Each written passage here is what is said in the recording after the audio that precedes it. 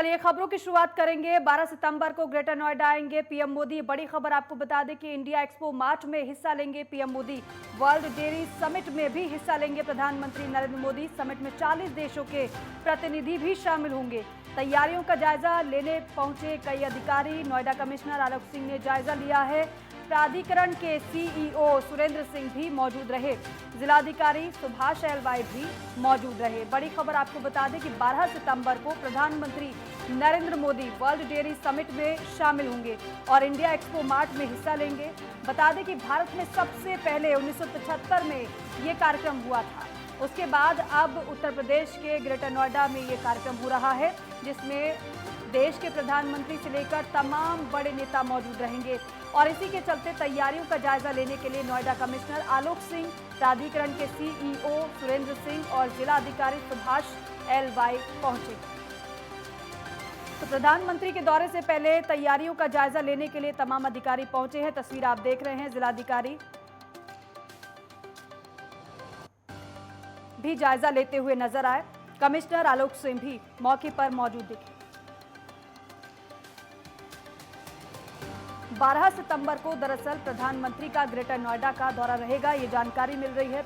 India expo mart में प्रधानमंत्री हिस्सा लेंगे। वर्ल्ड डेयरी समिट में भी हिस्सा प्रधानमंत्री लेंगे। और इसके अलावा ये भी जानकारी है कि समिट में 40 देशों के प्रतिनिधि शामिल होंगे। तैयारियों का जायजा लेने कई अधिकारी पहुंचे हैं। 12 सितंबर को दरअसल प्रधानमंत्री का दौरा ग्रेटर नोएडा का रहेगा। तो कुल मिलाकर 40 देशों के प्रतिनिधि भी कार्यक्रम में शामिल होंगे। और कार्यक्रम से पहले जिलाधिकारी, कमिश्नर समेत तमाम बड़े अधिकारी मौके पर पहुंचे। तैयारियों में दरअसल प्रशासनिक अमला अभी से जुट गया है।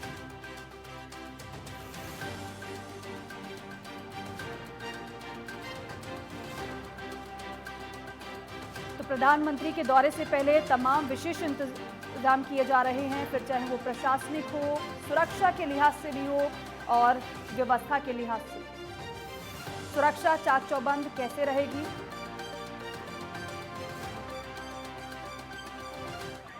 कार्यक्रम प्रस्तावित है यहाँ पे आदरणीय प्रधानमंत्री जी का, और उसी की तैयारी को देखने के लिए आज पूरी एमओ की टीम यहाँ पर थी। तोमर जी, ग्रेटर नोएडा कलेक्टर साहब की आयोजकगण के साथ इसमें पूरी विस्तृत जानकारी ली गई। इसमें करीब 1100 डेलीगेट्स हैं इसमें, और लगभग 44 ऐसे हैं जो विदेशी मेहमान भी हैं 44 कंट्रीज से।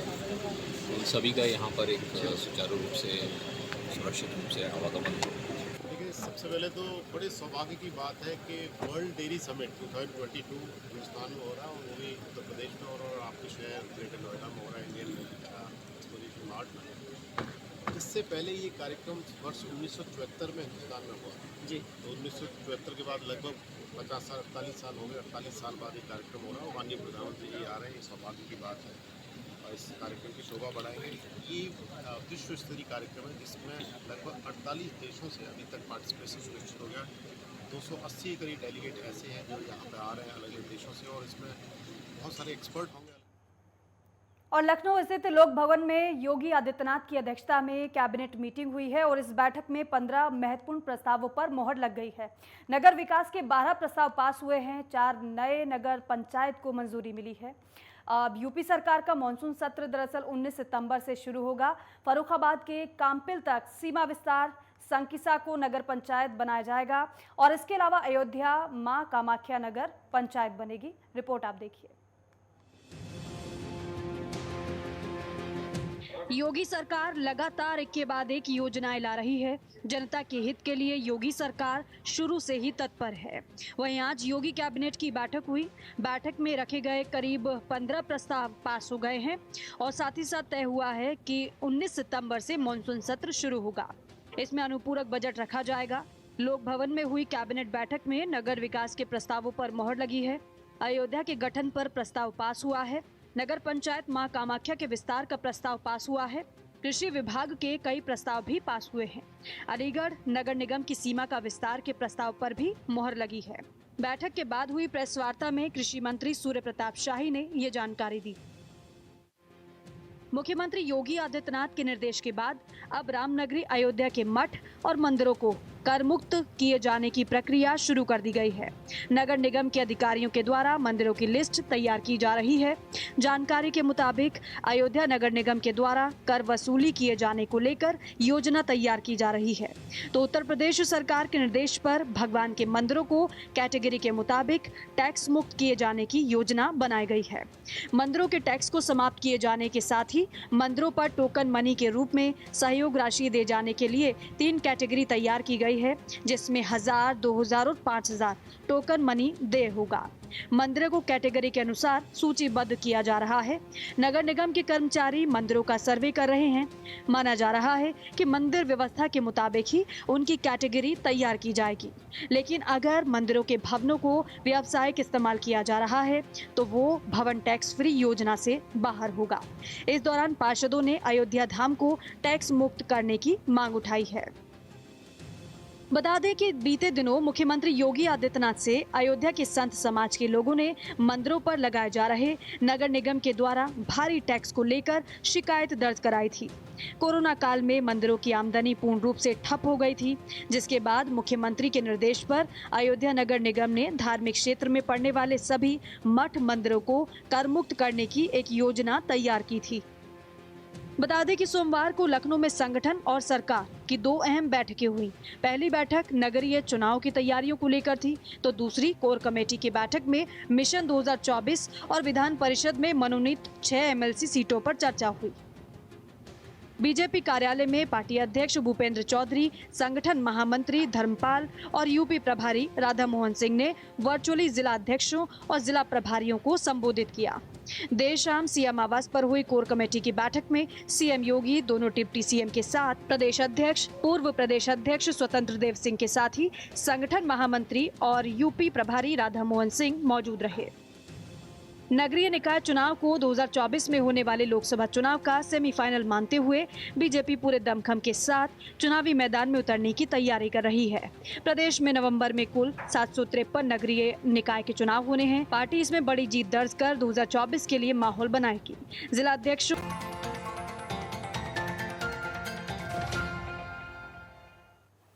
ब्रेक के बाद स्वागत है आप सभी का। मुजफ्फरनगर में डीएम ने वाटर ट्रीटमेंट प्लांट का निरीक्षण किया। बता दें कि वाटर ट्रीटमेंट प्लांट 48 करोड़ की लागत से बन रहा है। पिछले 1.5 साल से वाटर ट्रीटमेंट प्लांट का कार्य चल रहा है और बताया जा रहा है कि दिसंबर तक वाटर ट्रीटमेंट प्लांट तैयार हो जाएगा। वहीं इस दौरान CDO Sandeep Bhagaiya, DM Chandrabhushan Singh, SDM मौजूद रहे। साथ ही साथ बता दें कि ये बुढ़ाना के नदी मंदिर रोड पर वाटर ट्रीटमेंट प्लांट बन रहा है।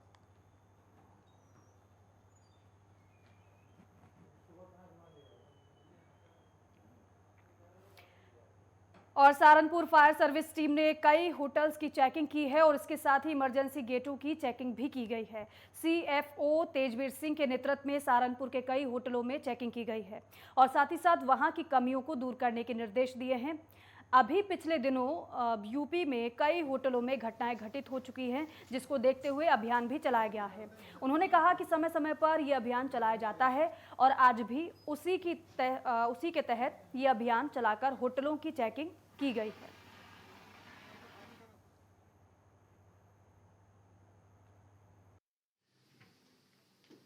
आज जैसे कि शासन के भी आदेश थे और हम रूटीन में भी एक अभियान चलाते रहते हैं। इसी क्रम में हम आज होटल चेक करने आए थे। होटलों में देखा कि एक ही जीना है, उसमें हालांकि उसका कवर्ड एरिया, प्लाट एरिया छोटा है, लेकिन फिर भी एक जीना है और वो भी बड़ा कंजस्टेड सा है। उनको पहले से ही बता दिया गया था कि दूसरे जीने की व्यवस्था कर लें, क्योंकि एक जीना अगर बाधित होता है तो दूसरे से आदमी निकल जाए। इमरजेंसी एग्जिट की व्यवस्था होनी चाहिए। फायर के इक्विपमेंट जहाँ तक सवाल है काफ़ी लगे हुए हैं, लेकिन जो रिक्वायर्ड है उसमें कहीं ना कहीं कमी रह जाती है, उसको अपडेट कराया जा रहा है। गाजियाबाद के लोनी में देर शाम लूट का विरोध करने पर व्यापारी की हत्या करने वाले बदमाश को पुलिस ने गिरफ्तार कर लिया है और इस बीच पुलिस और बदमाशों के बीच मुठभेड़ भी हुई, जिसमें दोनों अपराधियों के पैर में गोली लगी और इस बीच पुलिस ने एक आरोपी को गिरफ्तार कर लिया।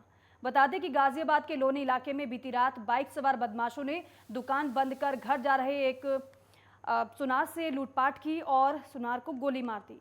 इस दौरान सुनार गंभीर रूप से घायल हो गया। और इस बीच आसपास के लोगों ने एक बदमाश को मौके पर पकड़ लिया था, जबकि उसका दूसरा साथी फरार हो गया था। अब दूसरे बदमाश को पुलिस ने थाना लोनी क्षेत्र की DLF कॉलोनी से मुठभेड़ के दौरान गिरफ्तार कर लिया है। दरअसल बदमाश ने पुलिस पर फायरिंग कर भागने की कोशिश की थी और इसी बीच जवाबी कार्रवाई में बदमाश के दोनों पैरों में गोली लगी है, जिससे वो घायल हो गया और पुलिस ने आरोपी को गिरफ्तार कर लिया। कल रात को थाना लोनी क्षेत्र में चौकी DLF अंकुर विहार में एक घटना हुई थी, जिसमें एक सराफा का काम करने वाला सकेंद्र यादव, उसकी कुछ अज्ञात बदमाशों ने उसके साथ एक घटना की थी और लूट के उद्देश्य से उस पर चाकू से वार किए थे और उसको एक गोली भी लगी थी, जिसके बाद अधिक रक्त बह जाने के कारण उसकी मृत्यु हो गई थी अस्पताल में उपचार के दौरान। तो उस प्रकरण में जनता के सहयोग से एक व्यक्ति को वहाँ से पकड़ा था संदिग्ध अवस्था में। शाहजहांपुर के थाना कलान क्षेत्र में उस समय सनसनी फैल गई जब मामूली विवाद को लेकर दबंगों ने 7 साल के बच्चे को गोली मार दी। गोली लगने से मासूम बच्चा घायल हो गया और इसी दौरान घायल को इलाज के लिए अस्पताल में भर्ती भी कराया गया, जहां से डॉक्टर्स ने उसे गैर जनपद रेफर कर दिया। बता दें कि इस मामले में पुलिस ने 2 आरोपियों के खिलाफ केस दर्ज किया है। फिलहाल पुलिस मामले की जाँच में जुटी हुई है।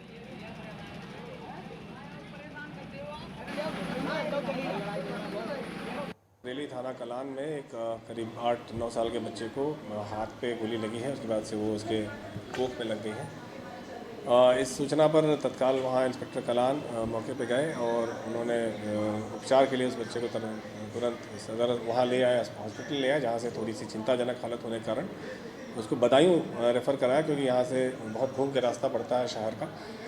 तो बदायूं में उसका उपचार चल रहा है। अभी हालत स्थिर बताई जा रही है, यद्यपि उसको वहाँ से मेडिकल कॉलेज के लिए रेफ़र किया गया। साथ में एक इंस्पेक्टर लगे हैं ताकि उपचार सुनिश्चित किया जाए कि बच्चे का उपचार सही हो जाए।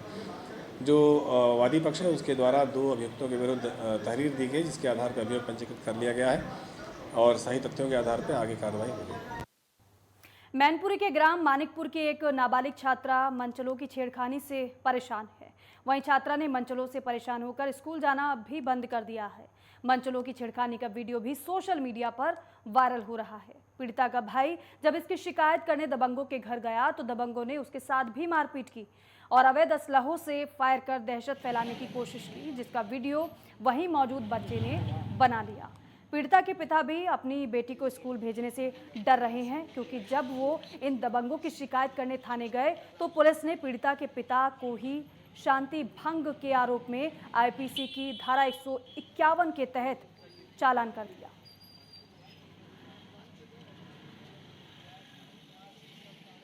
थाना करहल का मामला है। अभी ये आवेदक प्रार्थना पत्र लेकर के प्रस्तुत हुए थे। प्रार्थना पत्र पर मैंने आदेश किया है, इसकी जांच करके आवश्यक विधिक कार्य इसमें किएंगे। और अभी जानकारी करने पर मामला ये है कि इनका जो है वाद विवाद और झगड़ा वहाँ पर हुआ था और उसमें जो भी आरोप हैं इसकी गहनता से जांच करके अब विधिक कार्यवाही इसमें होगी।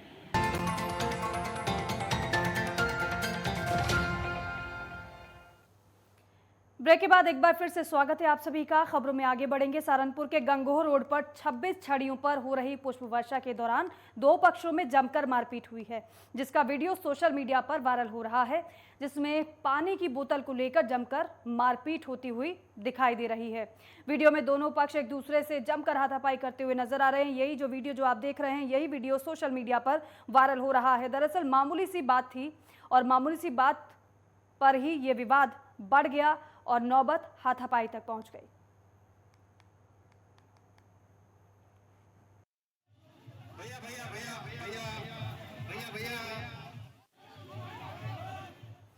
और बिजनौर के थाना मंडावली क्षेत्र में डंपर और बाइक की जबरदस्त भिड़ंत हो गई। इस हादसे में एक महिला की मौत हो गई और 4 लोग गंभीर रूप से घायल हो गए हैं। इसी दौरान घटना से इलाके में हड़कंप मच गया, जिसके बाद घटना की सूचना पुलिस को दी गई।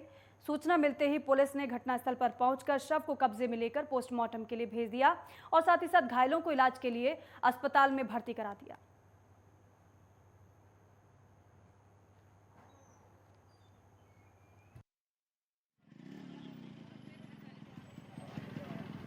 अमरोहा के थाना आदमपुर क्षेत्र में दबंगों ने पुजारी की जमकर पिटाई की और यह भी बताया जा रहा है कि मामूली बात को लेकर दबंगों ने पुजारी की पिटाई की है। इसके बाद पुजारी गंभीर रूप से घायल हो गया। साथ ही साथ पिटाई का वीडियो भी सोशल मीडिया पर वायरल हो रहा है।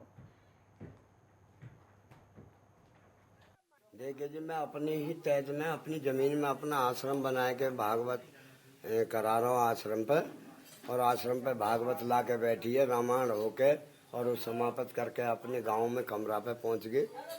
यहाँ मैं रह गया।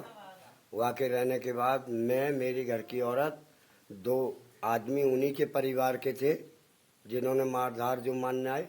रात्रि के 12 बजे आके मेरी लूट खसूट करी। मेरे कुर्ता में 45,000 रुपया है और मेरा सर फाड़ा। फिरोजाबाद के एक होटल में पहुंचे युवक ने अज्ञात कारणों के चलते फांसी लगाकर आत्महत्या कर ली। घटना की जानकारी होने पर मृतक के परिवार में कोहराम मचा हुआ है। मौके पर पहुंची पुलिस ने शव को पोस्टमार्टम के लिए भेज दिया है। पूरा जो मामला है दरअसल थाना दक्षिण क्षेत्र के गोल्डन टावर होटल का है, जहां सोमवार रात थाना उत्तर के ऐलान नगर निवासी एक युवक आकाश रुका हुआ था और इसी बीच युवक ने फांसी लगा ली।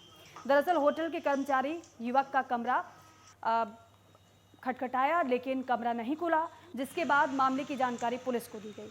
पुलिस ने दरवाज़ा तोड़कर कमरे के अंदर युवक के शव को बाहर निकाला। फिलहाल पुलिस पूरे मामले की जांच कर रही है कि आखिर युवक ने कदम क्यों उठाया।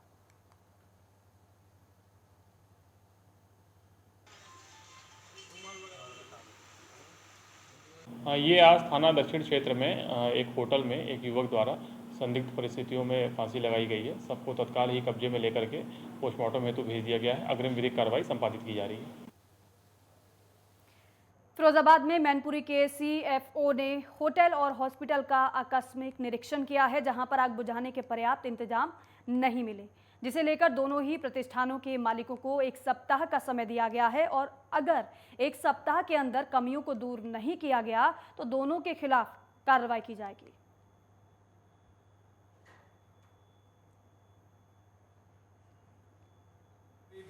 होटल का किया गया है, उसके बाद में वरदान नर्सिंग होम।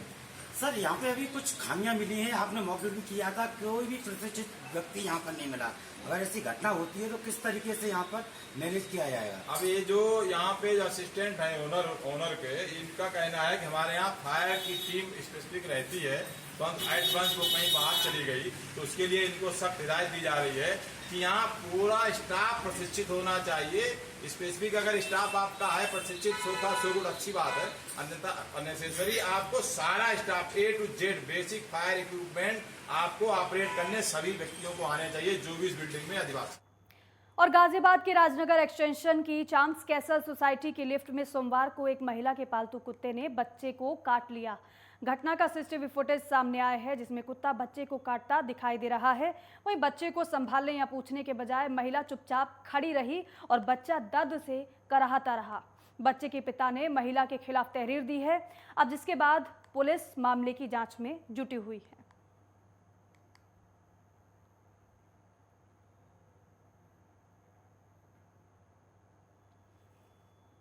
तो देखिए लिफ्ट का, ये दरअसल लिफ्ट में जो कैमरा लगा होता है ये उसका फुटेज है। आप देखेंगे लिफ्ट में पहले से महिला मौजूद रहती है अपने कुत्ते के साथ। एक बच्चा लिफ्ट में आता है और तभी जो कुत्ता है महिला के साथ वो बच्चे को झपट लेता है। 5 सितंबर की शाम को राजनगर एक्सटेंशन स्थित चाम्स कैसल सोसाइटी की लिफ्ट का एक वीडियो सोशल मीडिया पर वायरल हुआ, जिसमें कि कुत्ता मालकिन की मौजूदगी में कुत्ते ने एक बच्चे को काट लिया। उक्त संदर्भ में बच्चे के पिता की तहरीर के आधार पर थाना नंदग्राम में मुकदमा पंजीकृत कर लिया गया है।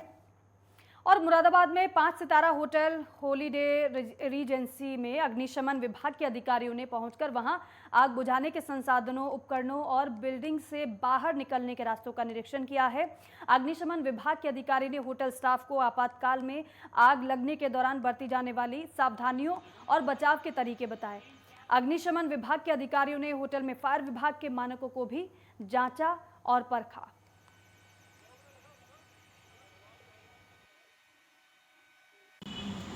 आज जैसे कि आप जानते हैं कि लखनऊ के एक होटल में भयानक अग्निकांड हुआ, जिसमें कई लोगों की जानें गई हैं और फायर सर्विस टीम द्वारा काफ़ी लोगों को बचाया गया है। उसी के परिप्रेक्ष्य में जनपद मुरादाबाद में भी इस तरह से आग से बचाव के संबंध में समय समय पर उच्च अधिकारियों द्वारा डीजी फायर सर्विस महोदय द्वारा अभियान चलाए जाने के निर्देश पूर्व में दिए गए हैं। और मुरादाबाद के घर के अंदर शव मिला है। बताया जा रहा है कि शव लगभग 4 से 5 दिन घर के अंदर था। दुर्गंध आने पर पड़ोसियों ने सूचना दी पुलिस को और जिसके बाद पुलिस पहुंची और शव को बाहर निकाला। पूरी घटना कुंदरकी थाना इलाके के मोहल्ला बाजार की है।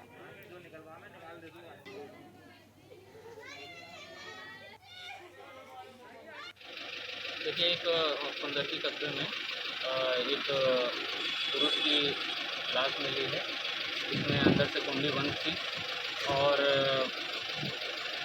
बॉडी जो है संभवतः 3 से 4 दिन पुरानी है, क्योंकि उसमें से काफ़ी स्मेल आ रही थी और कोई चोट के निशान नहीं दिख रहे हैं। ऊपर से बॉडी सड़ने की अवस्था में है, क्योंकि गर्मी का टाइम है तो जल्दी बॉडी सड़ने लगती है। और फिलहाल मेरे साथ पश्चिमांचल लाइव में बस इतना ही। आप देखते रहिए नेटवर्क 10। जय हिंद।